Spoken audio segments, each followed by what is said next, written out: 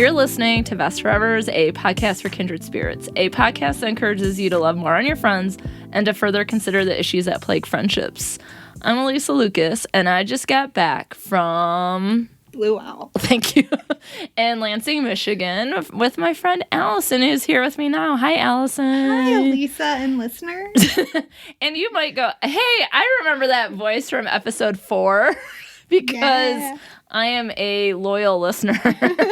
And I remember Alisun from the Murderino Frienderino episode. Yes. So you've been on the podcast before. I have been, briefly. Welcome back. Thank you. I'm so glad to have you. A whole episode dedicated to Alisun. Oh my gosh. Who did I kill to get this spot?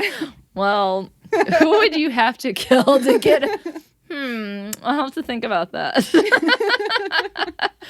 But one of the things that I was thinking about when I often think about friendship and friends getting together, and if I give advice to people about like how to maintain their friendship or how do you make time for their friendship or for your friends, I'm always like, well, can you find like a time where you can meet up at a coffee shop, even if you're just picking up the coffee and you're standing in line together, or if you get together and you're having coffee together.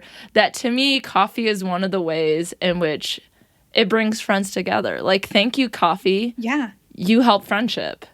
It does. It's a wonder bean. It's a wonder bean.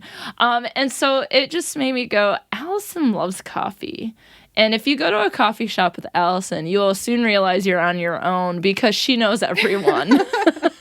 Not on the coffee. She'll always help you get the coffee that she thinks that you will like. Yeah. But otherwise, you're on your own because she knows everyone.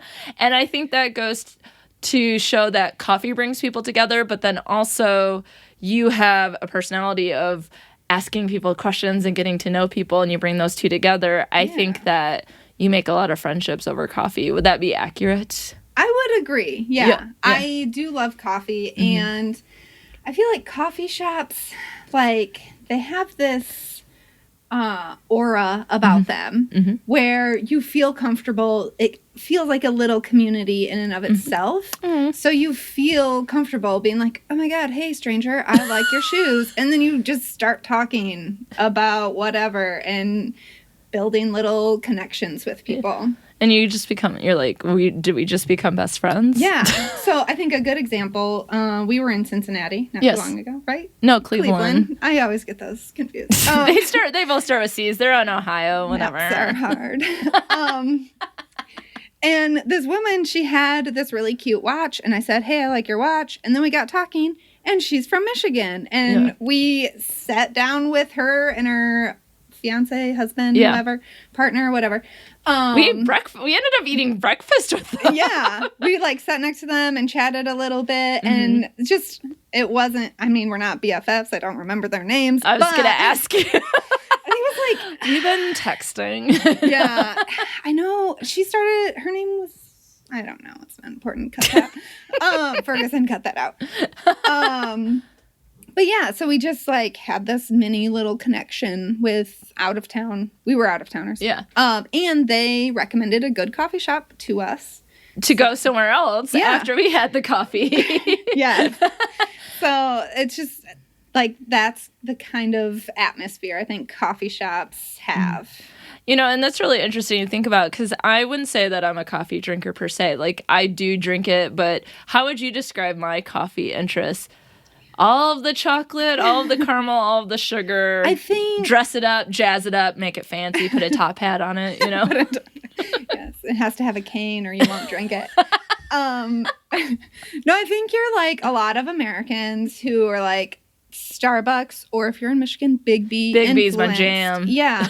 But the two so I used to be more snobby. I'm trying to be a little more open.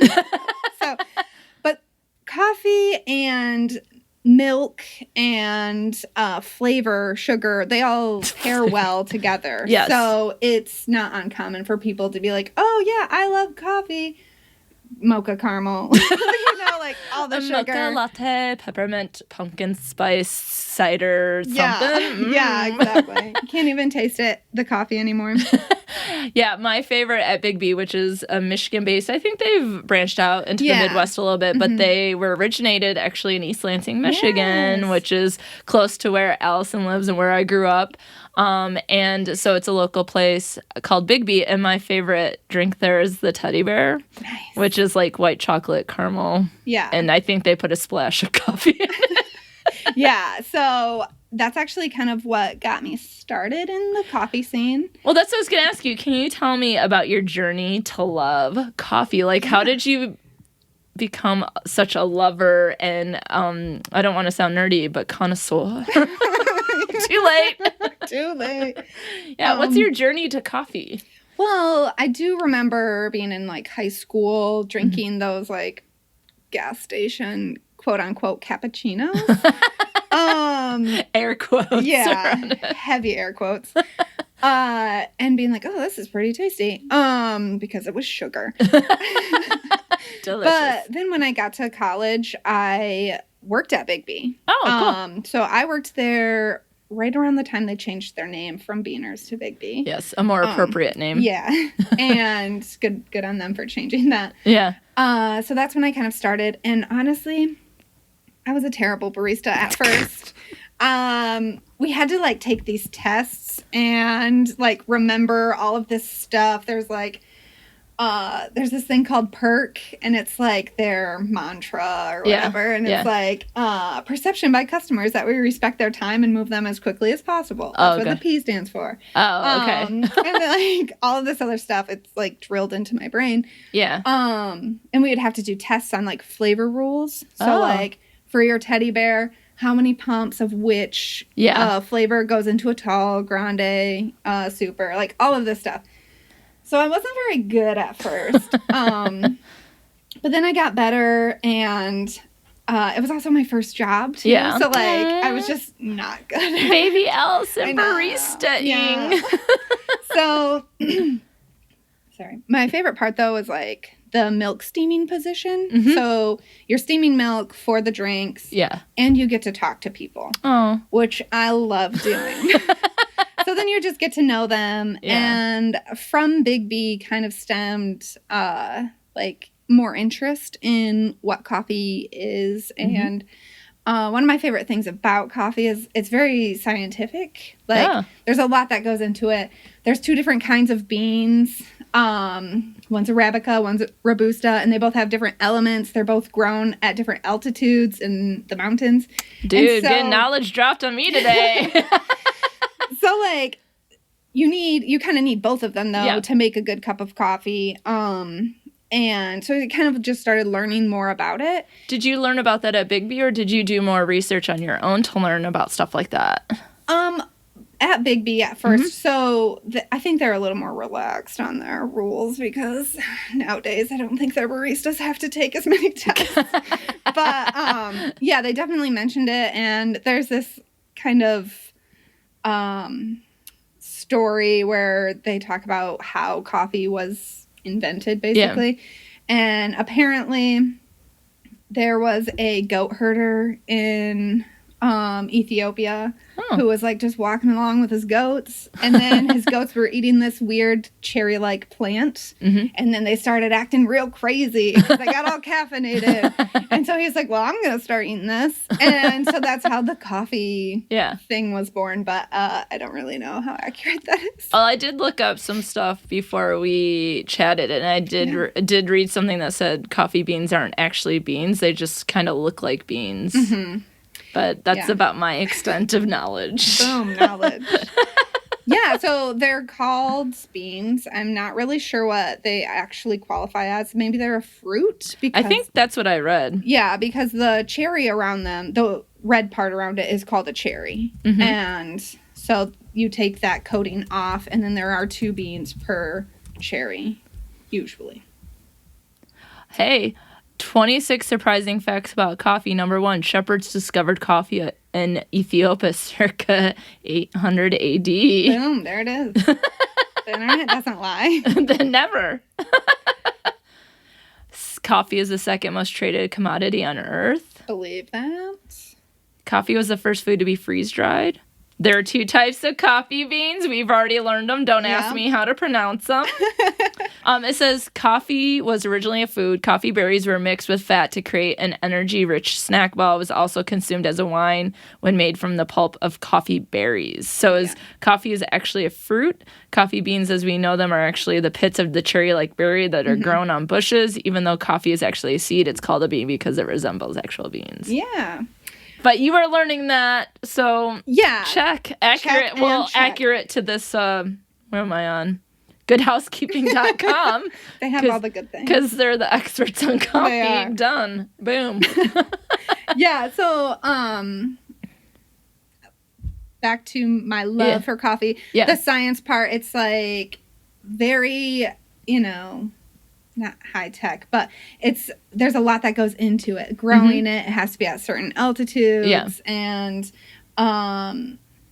then the water has to be good. So at my house, I can't use the water here because if I boil the water, it tastes like butt when I mix it with coffee. I hate that flavor of coffee, man. It's the worst. So there's so I usually just go to the store and buy bottled water to make coffee here. But at the end of the day, no matter how much time and energy you put into coffee, if you're a roaster, there's a lot of science behind that too. You really have to nurture it. It's a labor of love, definitely. But at the end of the day, you give a cup to somebody and they're like, don't like it. And it makes me laugh a little bit just because for you, for example, you would not drink a black cup of coffee typically. And I even sometimes I'm like, that tastes horrid. I'm going to put a lot of sugar in this. But I kind of love that there's so much time, energy, and effort into it. And then at the end of the day, it just is taste buds. Well, no, it's this coffee really isn't my cup of tea. Yeah, exactly. But I have heard, I haven't tried this, but you can do tea made from the cherry of the coffee. Really? So, yeah. Interesting. Yeah, I might want to try that. Yeah, I think so, because I'm much more of a fan of tea. Yeah. And that primarily the coffee that I drink is the sugar. Yeah, the tea or the sugar tea known as coffee. Yeah. So you then were studying it. So how long were you a barista? Did you continue on beyond Big B? Or Yeah, so I was at Big B from 2008 to 2013. And then I worked at a bookstore inside their coffee shop. Yeah. And the current job that I have now, I'm a bookkeeper, but I started off as a barista for them. So now it's mostly just my love for coffee that makes me want to keep learning about it. Yeah. So, and how do you go about your love of coffee now? If it's not your job that you get paid, it might be a job in another way, or your hobby, or just something that makes each day a little bit so warmer and special for you. I don't know. Yeah, I still have to drink it every day, but that's just more of an addiction issue. But it's great because at my work we have a little coffee shop. And one of my coworkers and I, we always go for meetings, hint, hint, wink, wink, nudge, nudge, where we just go and get a cup of coffee together.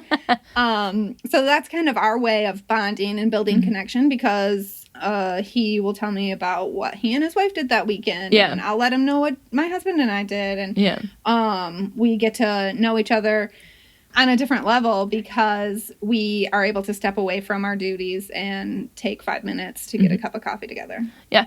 When I was traveling, I went to Scandinavia a couple 2015, and in Sweden they have a fika. Okay. And fika is the coffee break. And so it's I was I need to really adapt this fika lifestyle where it's taking a break, having coffee and maybe some sort of dessert item, right. I don't remember specifically. I think anything would count there, and taking a break and when we say coffee break here in America, I think it's just on the go kind of stuff. Right. And it's we always just have it versus taking the time, to really spend and enjoy the coffee. Yeah. And enjoy the company. which I think is really important. And you mentioned earlier you liked the steaming station at Big V because you got to talk to people and that you love that. Where does that come from? Is that part of your personality? Were you one of those kids where your parents were like, she never stops talking? Or do you just like learning about people? Like, where did that come from? That probably is more just my personality. Yeah. Because I do enjoy learning about people. I think people are fascinating. Yeah. And I am always watching people too, people watching, which a coffee shop is a great place to do that. Totally. There's one instance I was like watching this guy and I couldn't tell what his book said. He was reading something, but it looked like it said something about murder or death or killing. And he's like laughing and taking notes. And I'm like, oh my God, this guy is going to murder us all. So then I'm like wiping down the tables, getting closer to try and see what his book is. But I couldn't tell. So finally I was like, oh, sounds like you're reading a really good book. What is it? And it was like something about the Great Depression. So we were safe. But why was he, are we? Because he was laughing. I'm not really sure, but I was like, okay, not murder. Don't care anymore. But there's like that level of like getting to know people, whether it's like feeling safer or connecting with another person. Yeah. Actually, so the picture behind you is a Adios, Alisun. Yeah. So I went on a mission trip to the Dominican Republic, and one of my customers at Big B made that for me. He's a graphic designer, and that's what he gave to me as a parting gift, which was super cool. Yeah, it's how would you describe it? It's a Harry Potter themed. Yes, so it's enjoy Voldemort. Your trip. Yeah, Voldemort and Harry, they're fighting, and it's kind of like a, what's it called? It's like a comic book. It has like the different slides, panels. Panels seems more appropriate. Yes. So we know what we're talking about. We don't, but you do. So yeah, it's 3 different panels. They're fighting, and then the middle panel it says "Adios, Alisun, enjoy your trip," and then the third one they're fighting again. So it's just because he would come in all the time, and we would chat and get to know each other. We built a connection. Would you say that there was a lot of customers that you would know, like, their order when they came in, and they would know who you were and just kind of chit-chat? And it's almost like, in a way, when you're working there, that you only get a few minutes with them, so it's almost like it's a conversation that keeps going. Each time they come back, you just kind of pick up where you left off. Yeah, and for me, that was always, like, a goal or, like, a challenge for myself to be like, okay, what are their kids' names, or what did they do? What did they say they were doing last weekend? Yeah. So I could ask them about it and get to know them a little more. But yeah, there was definitely like people that I still remember their drinks, or people who I don't remember their names or never knew their name, but I know what they drank. So you see him in Lansing now, and you're like, hey, you're a da-da-da-da-da-da. I don't know. I can't even think of a coffee drink besides a teddy bear to which to say. Yeah, Alysa, the teddy bear. Yeah. So. It's my new nickname. Thank you. Appreciate it. And then there are some people who I have remained friends with. There's this guy, Kurt. He and his son lived like right down the road from the Big B that I worked at, and they would come in all the time. And so I've like been over to his house. I went to a gig that his son had with him. He helped me move into my apartment. Whoa! Yeah, like he gave Jared and I tickets to go see Warhorse at the Wharton Center. Wow! Like, yeah, so we became friends because of coffee. Yeah, coffee is a powerful fruit. I was going to say bean, but it's not. Well, you can still call it a bean. It won't be offended. It won't know. No, like, how can it be offended if it doesn't know? Well, so how then would you describe your life with coffee in it? Well, it's energetic. I don't know. I think going to coffee shops is really fun for me.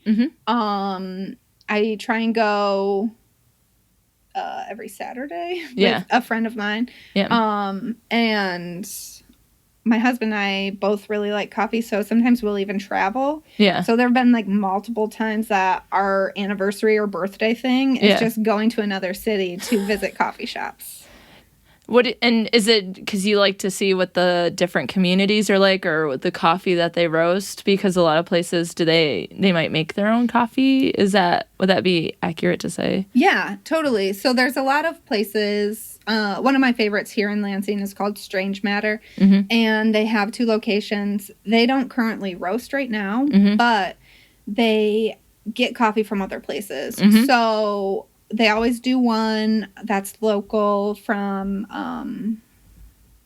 now I can't think of it. It's called Populous, Bay City, Michigan. So they always have a Bay City roast or Populous roast, and then they'll grab other stuff from other places. So it's a great way to try new things that I'm not going to go to New York anytime soon. So might as well try out what they have here. Exactly. And so I think that's, there's a bunch of coffee shops that do that. And then there are several, like Madcap up in Grand Rapids. They only roast their own, and they do a phenomenal job. Yeah. So yeah, we'll go, and I like to see kind of the atmosphere. That's a big thing for me. I like cozy coffee shops that make you feel at home. And then too, just like getting to know the baristas, chatting them up. And yeah, seeing the community, seeing what kind of people are there, is always fun for me.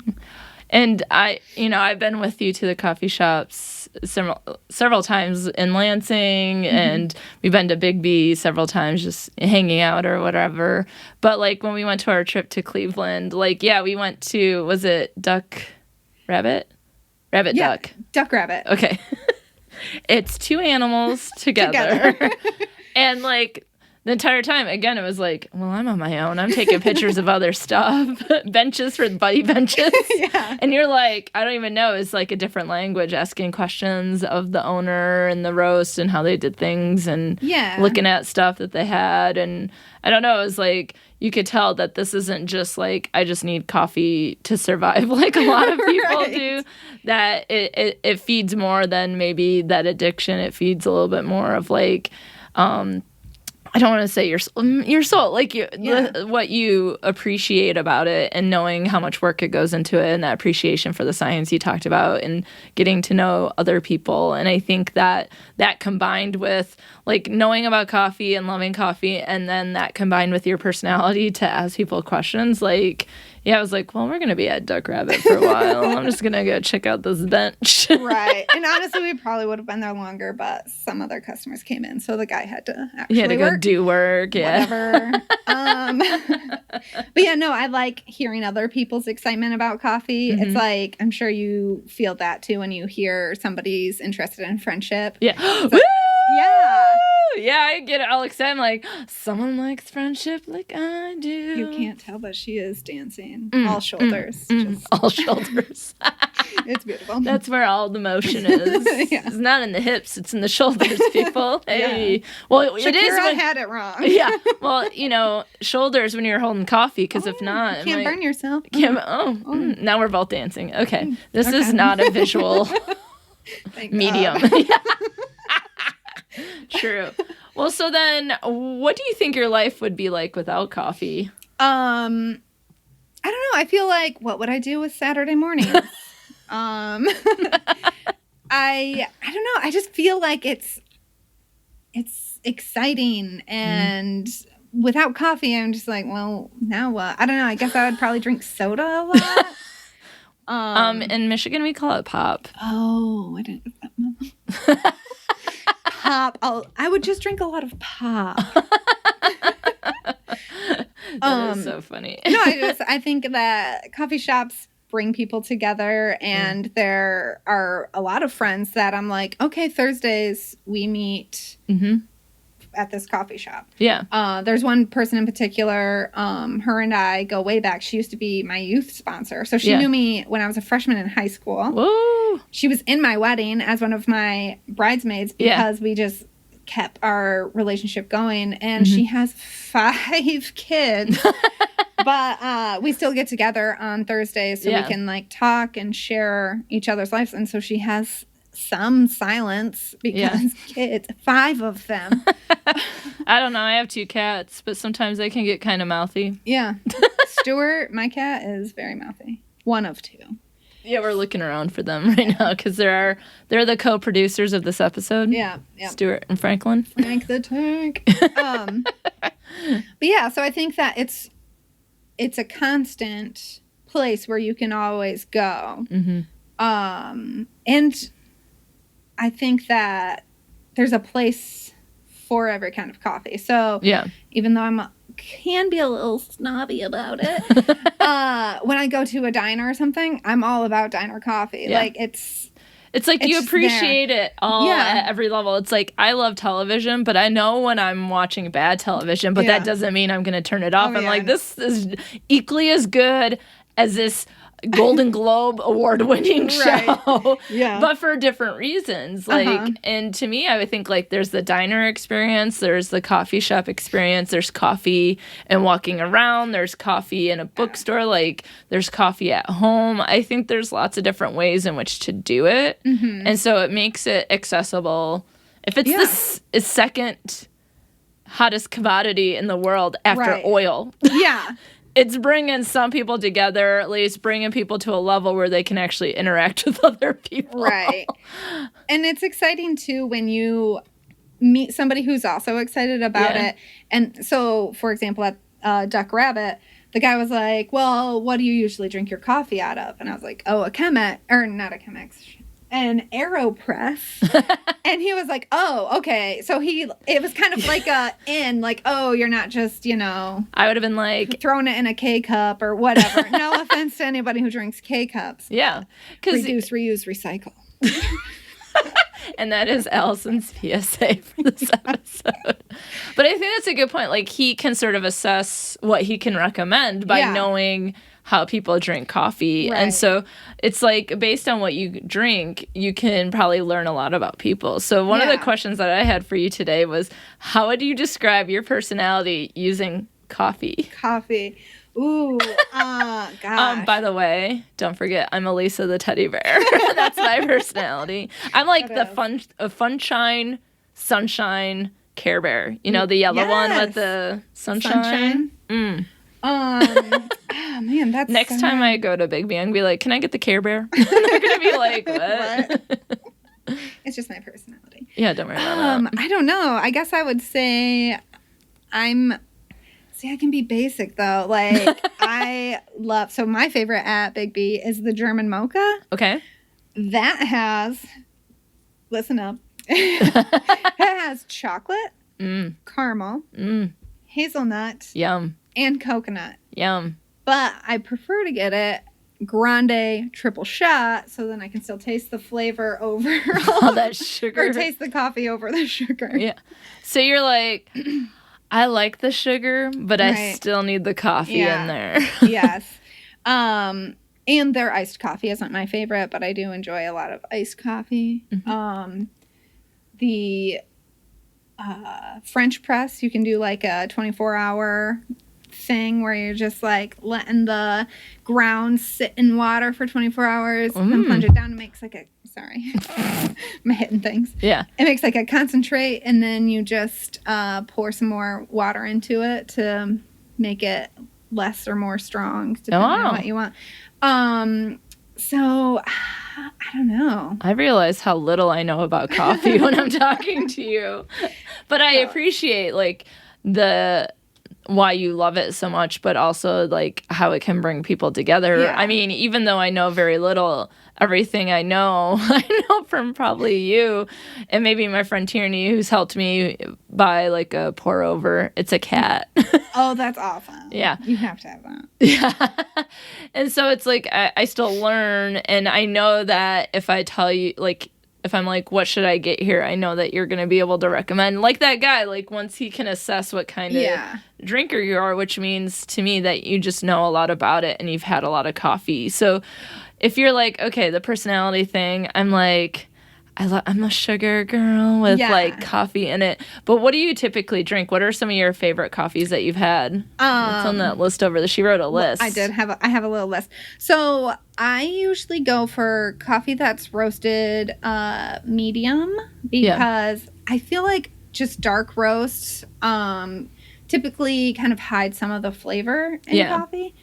And I also really enjoy fruitier, not fruity, I guess citrus, bright notes. So that would be something from Costa Rica or Ethiopia. They have some fruity stuff.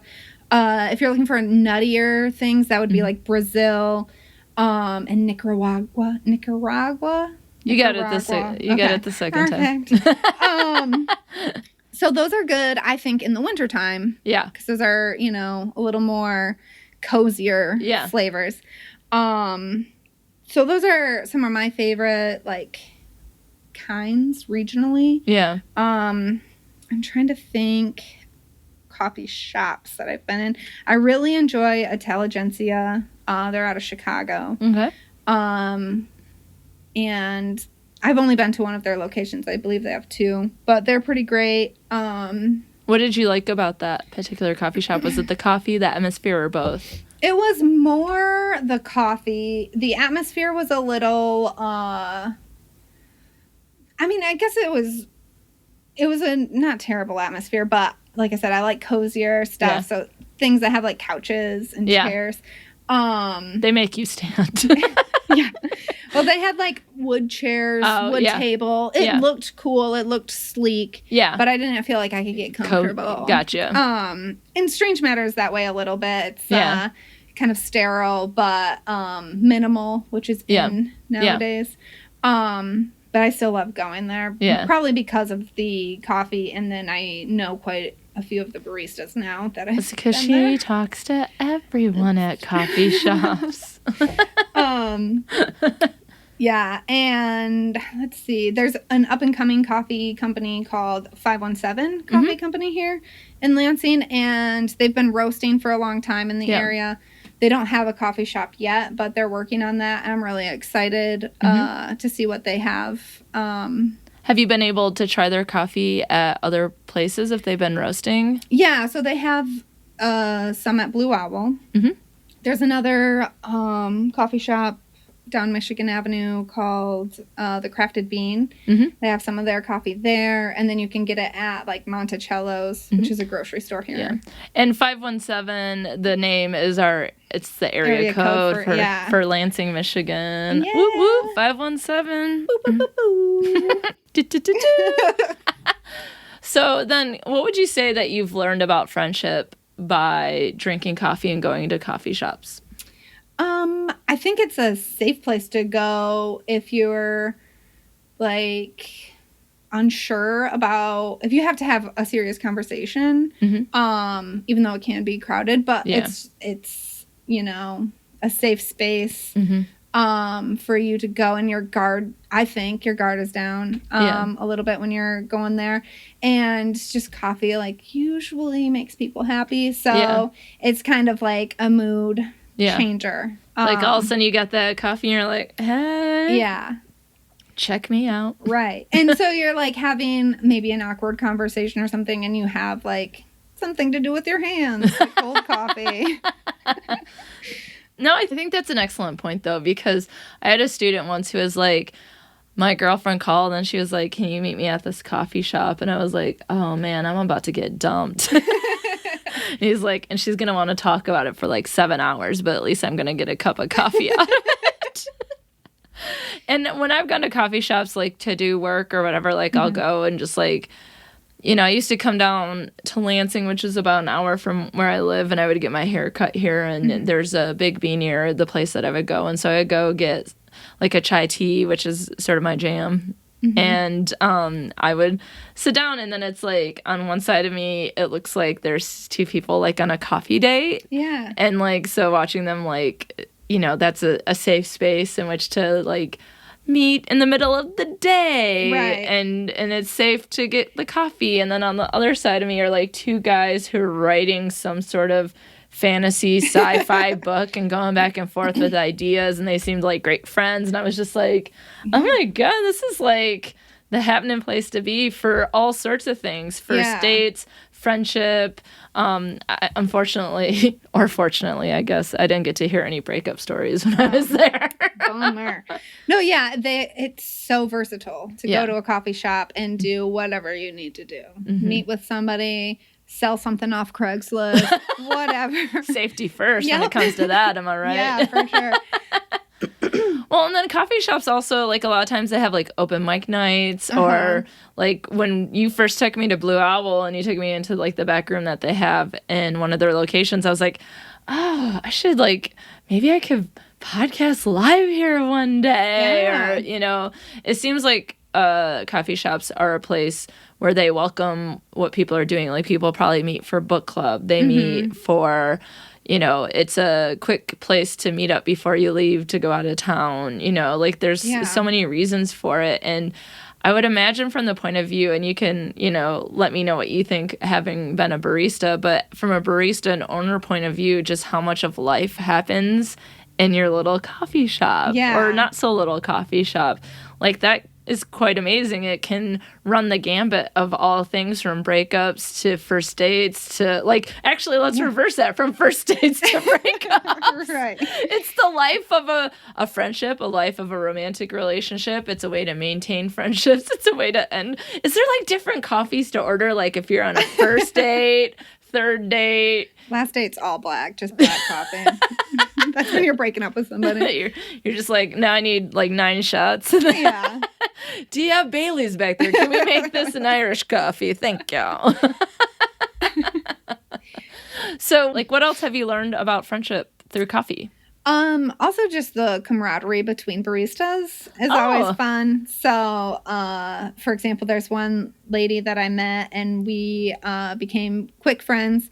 I heard her ringtone was Harry Potter, the like soundtrack, and I was like, did we just become best friends? I think we did. And we did. So, yeah, we like got to know each other by working together, and then she left Big B and I went to a different Big B, and then we like reconnected and now she lives in another state, but we can still like talk, and we follow each other on Instagram. I'm always posting about coffee, so she'll always like, hey, that looks great, or you know, whatever. So it's still like something that brings us together. And one of my managers, she was in my wedding. I was in her wedding. We don't get to see them that much anymore, but like we still had a really close friendship because we saw each other every day. Well, and it also seems like in most coffee shops, it's a tight space in general anyway. So you're like up in each other's business. And then one time I walked in and nothing was happening. I think it was like a Sunday morning at like 9, and I walked into Big B and I was like, y'all need something to do? They're like, we're so bored. Like, it just happened to be like a lull or whatever. Right. But they're like, we shouldn't say anything because we'll get like a huge rush. And they have both people coming in and they have a drive-through and that sort of thing. And I mean, even going through the drive-through to get my chai lattes, I would know people, you know, by even when they started taking my order. And I'm like, so-and-so's here today. I love this guy. Or, oh, you know, like there's one girl who is always like, how old are you? Like, she is like, do you go to Michigan State? I feel like I've seen you. And I'm like, you probably see me in this drive-thru in the Mount Pleasant and Big B. But I always like her because she's always like, you look so young. And I'm always like, oh, me? And I'm like, maybe she realized as a barista, like, that worked one day to make a connection with me. And she just remembers, like, the person who she one time thought was, like, a college student. But I was like, no, at the time, I think I was like, I'm 38. Thanks.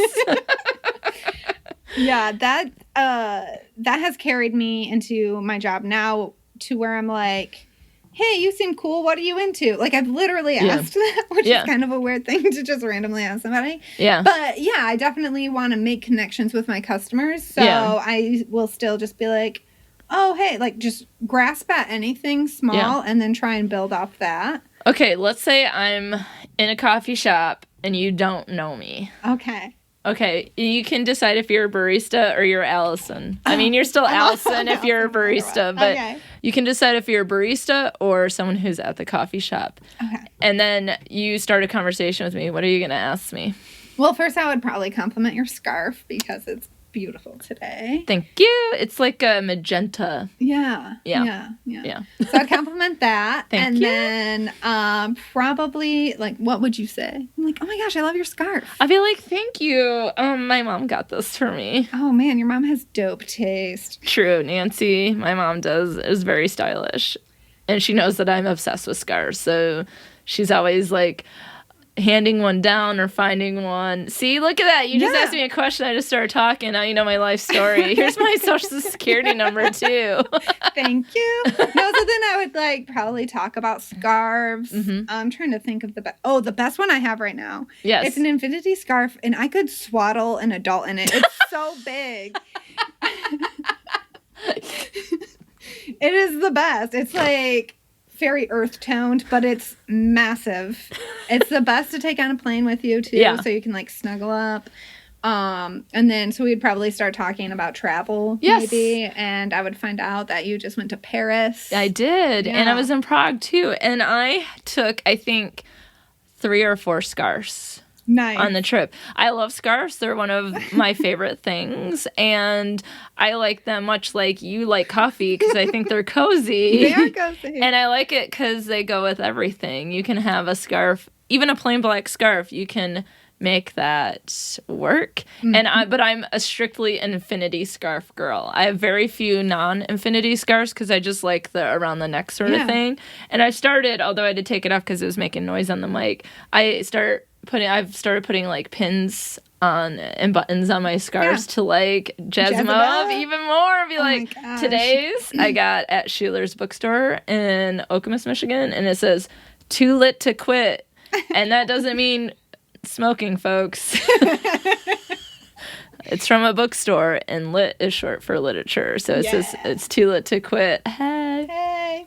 So yeah, we just had like a little conversation. Now we're best friends. Right. Holy crap. And then because I'm crazy, I will probably remember your face, and then the next time I'll see you, I'll like try and say something funny or witty about scarves, and it probably won't scarf work. Girl. Yeah. Hey girl, hey. Yeah, so I'd probably be like, oh my gosh, have you bought any more scarves lately? Did Nance bring you any more scarves? You know, Nancy's pretty good with the scarves. I have a scarf situation. I will have to take a picture. I actually have this rack that you can hang up that you put scarves through these holes on it, but it's shaped like a little black dress. Like, oh, that's adorable. But you can't, it's so overloaded and it's so heavy. Awesome. It's in my office closet because it's so its own world and life and zip code that I have to put it somewhere else. I have a problem. That's awesome. I have a mug problem. Oh, I love mugs. Okay. Me too. So tell me, I feel like it is important to talk about mugs when you're talking to a coffee lover. Yes. So what are some of your favorite mugs? Or what do you like about a good mug? I like a decent handle that you can, hold on to it. Yes. I usually, like, if they say something funny. Yeah. They don't necessarily have to, though. Yeah. So I have this great one right now that's really vintagey yellow color. Mm-hmm. It doesn't have any writing, but it's great. Yeah. I have this one. It's like, you've probably seen this little like stick drawing or whatever. There's just an outline of a cat and it's flipping you off. Yes, I love that. And it says, I do what I want. Yes, I love that. That's my cat's life. That's Rooney. Yeah. And one of my customers got that for me when I stopped working in the coffee world and started doing bookkeeping. So that mug is one of my favorites. My husband's favorite is, it says, I like my coffee like I like my metal. And it says black, but it's all like squiggly lines, like metal music. I don't understand it because I don't understand metal. But he loves that mug. Yeah. I'm trying to think. Oh, there's this one. I adore the colors. It's like tan and brown and then orange, but like earthy orange, but it's kind of short. So yeah, I like a big mug. Yeah. And I like ones with funny sayings on them as well. I have a lot with animals on them, or usually cats, but yeah, something like that. I have some with different sayings. One of my favorite ones from Halloween this year is Creep It Real, which I did talk about in the ghosting episode a couple episodes ago. That's great. And I have another one that says, like, I'm a good witch most of the time.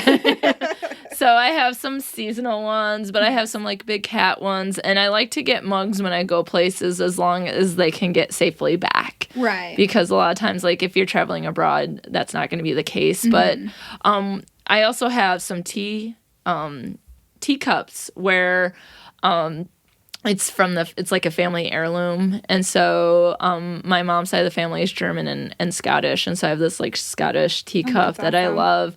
And then I also got one because we're friends. We met through, if you listen to episode 4, Alice and I met through My Favorite Murder, which is the true crime podcast. And so we're murderinos.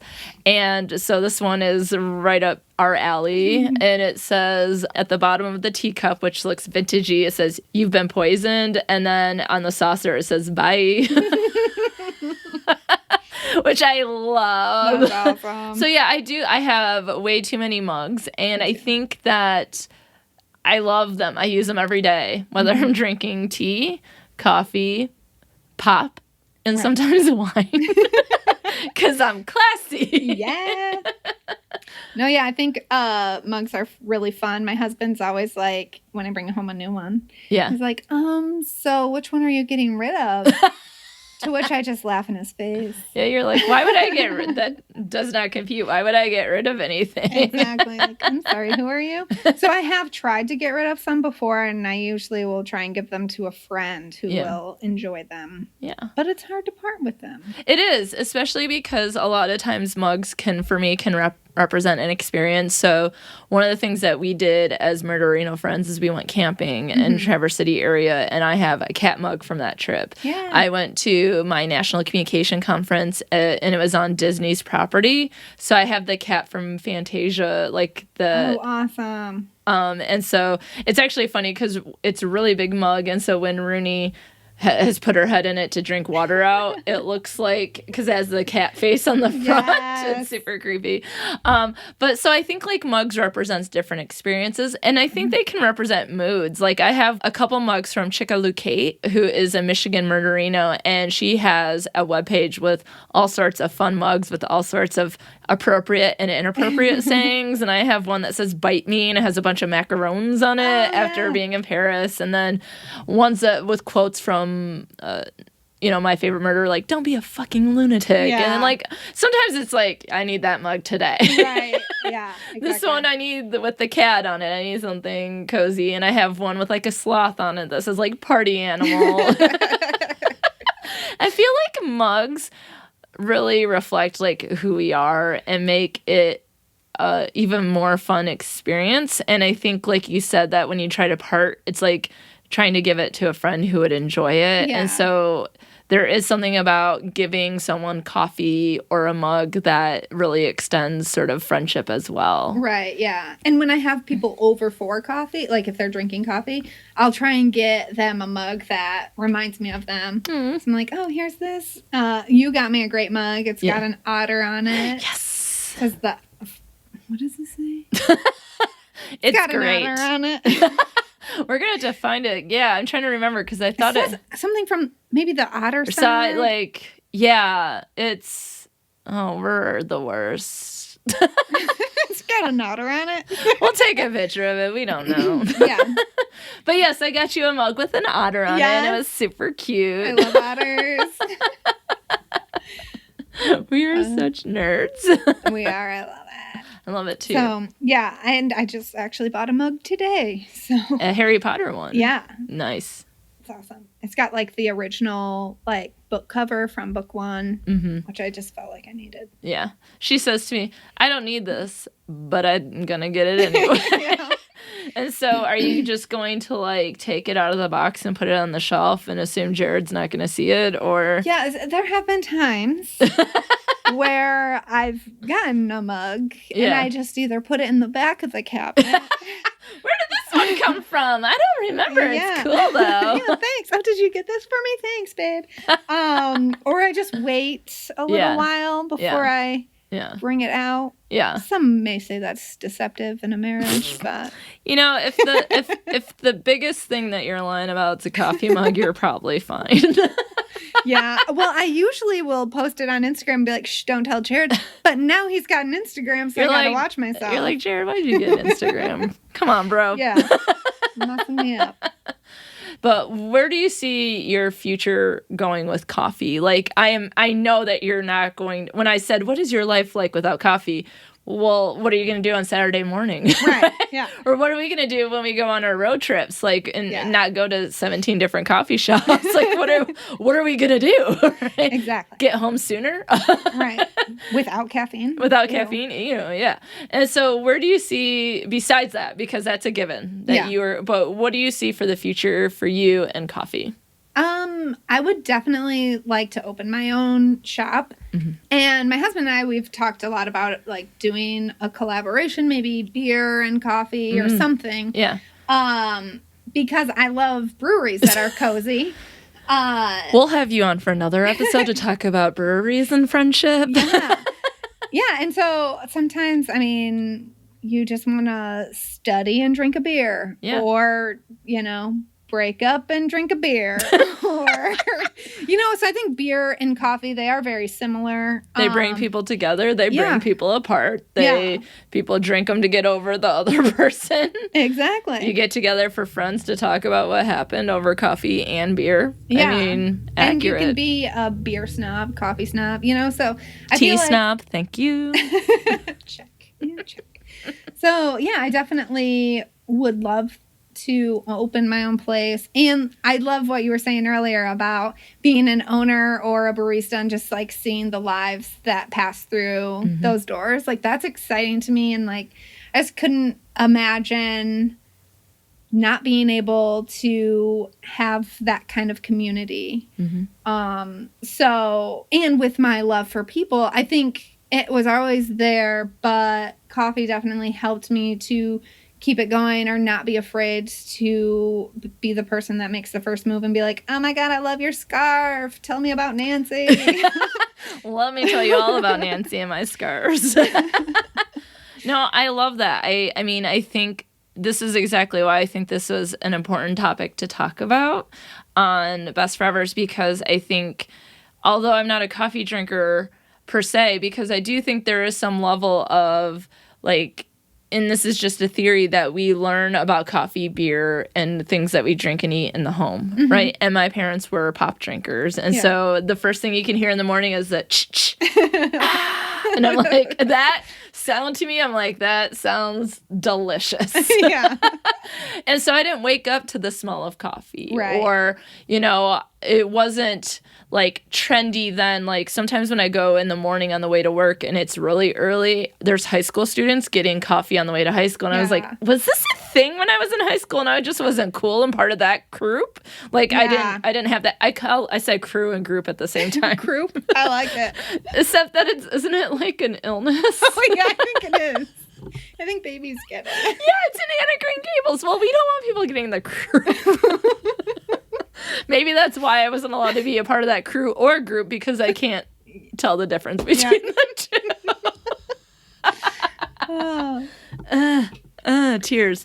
So was it cool to have, like, when did coffee, it seems to be getting younger and younger people start drinking it, or there's more and more coffee shops to do things. And I don't remember really going into a coffee shop and it being a thing until I was probably 18 or older. Yeah. And so I don't even remember doing that. And maybe it's the people that were around and it's always existed and I just was never a part of it. But when I did become a part of it, I can see how it brings people together. And I think it's really important to have these sorts of things, whether it be coffee or breweries or other places. Like, there's a place where I lived in New York where it was just where you'd walk in and people were just like knitting together. And it was like, that's great. Yeah, I know. And I was like, oh my God, teach me everything. Yeah. Right? And I just think we need these little nooks and crannies in our world that are cozy, where we feel safe, where we can have conversations with people. Because those ladies, when I would walk by, they were always like chatting while they knitted, right? And so it's like, I just remember one of my friends talking about, she had a group called Bitch and Stitch. Oh, nice. And they would meet at a coffee shop and they would knit or do some sort of stitching, whatever that might, cross stitch, whatever the case was. And I just feel like as someone who appreciates friendship, I can appreciate the value of coffee shops, and that I've been going to those more, because even as someone who's single, or just like if I go home and it's like the entire weekend in my house, right? Like it's like I want to get out and be a normal person. And so I go to Ponder Coffee in Mount Pleasant, and they have great coffee, and then they have waffles, and it's like, I know it's delicious. And every time I go there, I might be working on my own, but there's like this, people come in, and so you get to chit chat and catch up with people as you're working on stuff. Some of my students come in, they ask me questions about classes, and then there's this parking lot behind an old student bookstore across the street that they haven't done anything with, but you can get towed if you park there. So that's always like a source of conversation every weekend. Whose car is it? Everyone's like looking out for each other. Hey, back there, do you have a car? They're about to tow this car, Yeah. And I just feel like it's a place where everyone looks out for each other, though, too. And I think that's really amazing, in that if people just go into coffee shops and get coffee and walk out, that they might be missing out on making that connection. Yeah, totally. I agree. Hundo P.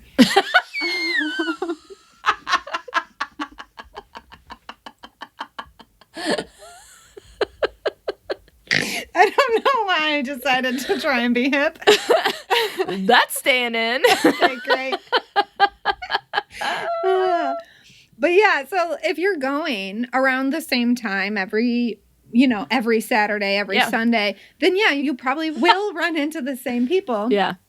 And then you will start to get to know them. And honestly, if I were a single person and I like moved away from home or whatever, I would seek out coffee shops and go to them and find friends that way. Yeah, because it's like I can do work there. I can work on my podcast there. Like grading, when I may work, I can grade or do something, work on a paper I'm working on. I can podcast there in the sense of like creating promos or writing scripts or trying to contact people. I can go and read. I can, there's so many different things that you can do when you're there in which to make connections with other people. And I think that's amazing. Yeah, I agree. 100. Wait, what did you say? Hundo P. Can I just tell you, though, that like thinking about the different things that people could do with coffee shops, like I said, people could go and do their book club there. They can meet with people. You're talking about Craigslist exchange. I've had students who want to talk about what they want to do in life. And one of my students, Marky, who was on the podcast with his best friend Autumn in the episode Home Base, he would, we would meet for coffee to talk about what he wants to do for his career. And he called them a latte laughs. Oh, that's awesome. Well done, sir. Yes, I love coffee puns. Yeah. What's your favorite coffee pun? Do you have one? I mean, obviously, thanks a latte is pretty great. Pretty standard. Now it's like trying to think of it. I know. You're like, yeah. wait. I'm so bad at recall. I'm gonna look it up. Coffee puns. I'm gonna hit you with some coffee puns. Please do. I'm already laughing about them. Okay. You're grounded. Coffee puns for the win. Okay, so this is a picture of a coffee mug and a creamer, and it says, "I thought I was strong, but you really creamed me." Deja brew. That one's good. You mocha me crazy. Just brew it. Just brew it. Is Nike okay with that? What's Moses's favorite way to make coffee? I don't know. He brews it. He's a Hebrew. He brews it. Brutiful.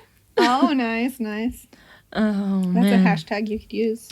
Yeah. Beautiful. Words cannot espresso how much you bean to me.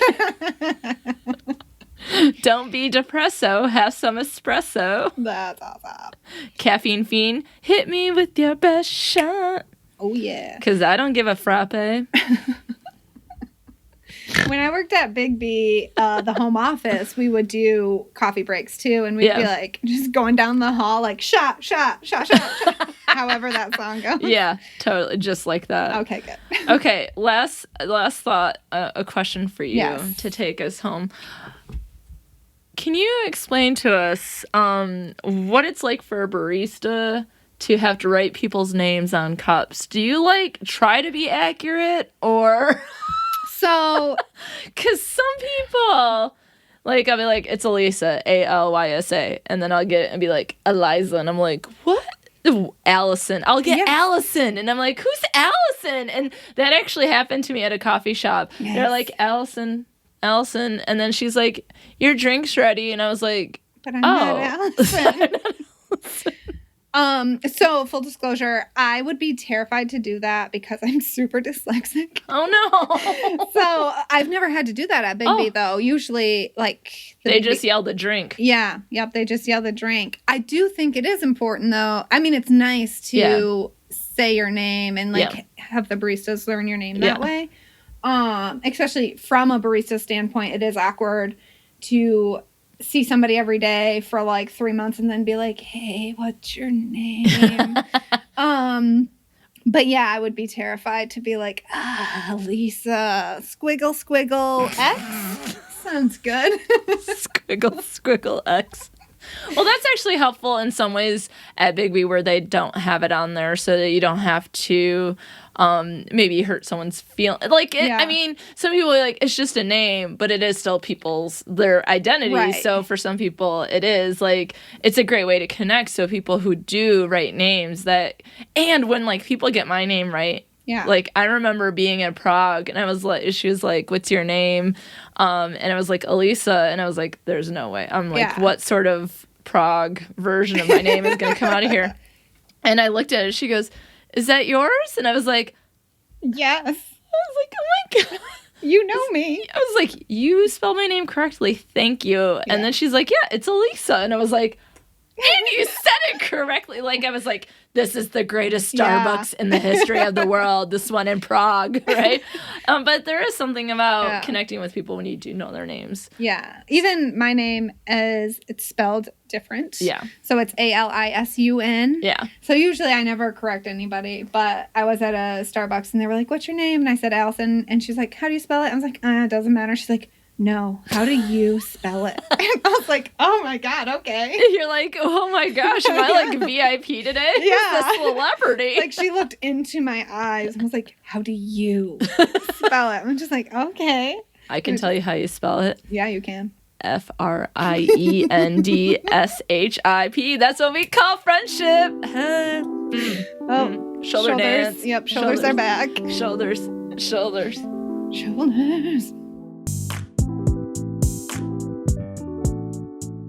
What I love about this episode is that I drove to Lansing, where I got to spend the day with Alisun. We ate delicious food at Punk Tacos in Old Town, browsed and bought books at Schuler's bookstore, had coffee with Kate at Blue Owl, and then chatted and laughed together through this recording.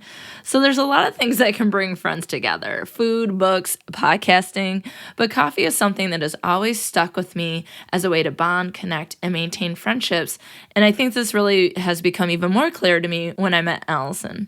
Her passion, enthusiasm, crazy but open and conversation-inducing questions, hilarious sense of humor, and love for coffee are just some of the things that make her an amazing person and friend. And it's contagious. It makes me go, I need to get out to the coffee shop more often. I can meet more people in my community. I can catch up with people I already know. And I have to say, when I think back to all the times I'm sitting at Starbucks on campus or going to Ponder Coffee in Mount Pleasant, wherever it might be, that I do make connections with people I don't know. I maintain relationships with people I do know. And for someone who loves friendship, it's something very exciting. Coffee and friendship is a good marriage. I love that we got to talk about coffee from all angles in this episode. Alison was a barista, so she had coworker friends and meaningful connections with customers. She loves coffees, and our get-togethers often include some adventure or downtime chatting and laughing over coffee. And even more, she wants to own a coffee shop one day so she can be a part of all the wonderful connections that a cozy local spot can bring to its community. And she's right, and I agree, hundo P. which was a pleasant surprise in that episode, but I think is Alysun's cool and hip way to say 100%. And she's right, and I agree 100% that coffee is about community, connections, and all the mugs and the pins, everything. There's so much cool stuff that comes with coffee. But think about it. How has coffee operated in your life and in your relationships? Has it brought you together with another person? Did it help you bond with another mom, coworker, stranger, or long-lost friend? The power of coffee and its connections is strong, even if you like your coffee covered with sugar like I do. You cannot ignore its influence. In fact, I say embrace it. Text a friend right now and make a coffee date. Text a friend and invite them over for coffee and Netflix. They say Netflix and chill, but more like Netflix and chilled coffee. Text a friend and suggest starting a book club or a knitting group that meets at a coffee shop. And college students, text a friend and tell them to meet you at a coffee shop to study. I said it in the interview, and I'll say it again. We need these cozy nooks and crannies in our life because it brings us safety, warmth, and friendship. And to be honest, think about it. Is there an idea that you have right now? Are you a writer? Are you a podcaster? Are you an artist? Are you someone who wants to do something and you just haven't started doing it? Well, go to a coffee shop with an accountability buddy and get those things done. Start that blog, start that podcast, start that whatever it might be. Those are the two things that I can think of for myself. But I'm sure you can insert whatever things that you need. But it's a safe space, it's a cozy space, and it's a space for friends to come together and make things happen. So friends, tell me all about your coffee and friendship experiences. I want to know about your coffee friendship origin stories. And of course, I want to see all your favorite coffee mugs. I'm always accepting friendship origin stories, friend stories of any kind, questions and responses to any previous episodes, including this one with Alisun. Feel free to email me at bestforeverspod@gmail.com or head on over to the bestforeverspod.com webpage and click on surveys, and you can fill out a survey about a friendship topic that I will use in a future episode. If you like what you have in your ear holes, there's a few things you can do. Besides sending me all of your great friendship stories, of course, I'd love to have you follow Best Forevers on social media. You can find the podcast on Facebook, Instagram, and Twitter at Best Forevers Pod, and I'm at Dr. Alysa Lucas on Twitter. Social media is a great way to follow the podcast for updates and to get involved with discussions or other items related to friendship. If you care about friendship like I do, or you care about coffee like Alisun does, you might consider supporting Best Forevers and supporting the movement to love on our friends more on patreon.com/bestforeverspod. There's a lot of cool perks and goals. You get cool swag, you get access to early episodes, bonus clips, bonus videos, all sorts of good stuff. And I would love to call you friends with benefits, so definitely check it out. And I want to say thank you to all of my lovely patrons who continue to support me and the movement to love on our friends. And a special shout out to everyone who has joined me on a bench. Don't forget, I'm raising money to obtain benches, give those benches necessary tender love and care, and etching the names of donators on those benches, and then delivering them to the places in which communication, friendship, inclusion, and support can be encouraged. You can learn more about it on bestforeverspod.com by clicking on the Join Me on a Bench tab. If you'd like to help me promote this cause, please send your photos on a bench. Weekly, I will be posting my bench buddy of the week.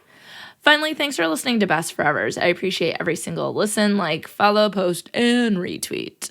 Please subscribe, rate, and review Best Forevers. It's very helpful to the podcast to get the name out there and to have other people find the podcast. And it warms my friend-loving heart. If you've enjoyed this podcast and like to hear more, I have a new podcast, and it doesn't focus on coffee, but my cup of tea of coffee is tea. So if you'd like to hear more, I hope that you will check out my new podcast, Fatalities, which is now available. It is a true crime podcast in which friends get together and quote-unquote spill a tea on a particular case. Each episode I explore a case with the help of my friends where we discuss what happened and take a deeper dive into the related issues that can help us better understand the case. The first episode focuses on the Slender Man case from 2014, and my friends Courtney and Sasha from Spoop Hour come and join me to talk about the lore of Slender Man as well as the case. So that one is available on Apple, Spotify, and I'm sure many of your favorite pod catchers. So Get out there and listen to it. And if you like it, be sure to check out Fatalities on Instagram and Twitter. But don't forget to spell Fatalities, T-E-A-S, because this is where we spell the T. I sure hope you'll check it out. Fatalities is certainly for your true crime needs, and Best Forevers is there for your friendship needs. To stay in line with a cozy, fun friendship vibe, this week I recommend the Cutaways podcast with Ashley and Justine. These super cool and funny friends dissect romantic comedies over the years, and truth be told, it's one of my favorites. I love movies, I love friendship, and I love to laugh. So if you do too, this is the podcast for you to get in your ear holes immediately. I'm an avid listener, a proud patron, and a lucky slumber party attendee. And I think you should join me, and then obviously join Ashley and Justine because they're amazing.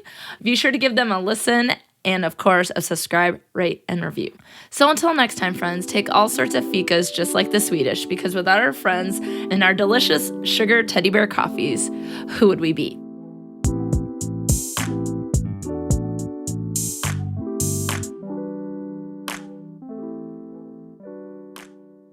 Hi, everyone. I'm Ashley. And I'm Justine. And we make up the Cutaways podcast. We're watching the good, the bad, and the essentials of the romantic comedy genre. So far, we've fallen in love with Cary Grant, met up with our terrible friend, pal Joey, and had the desire to run our fingers through Patrick Dempsey's hair. Join our slumber party for your ears every other week, brought to you in stereo from our blanket fort in Hollywood, California. You can find and subscribe to us on Apple Podcasts, Stitcher, or your favorite podcatcher.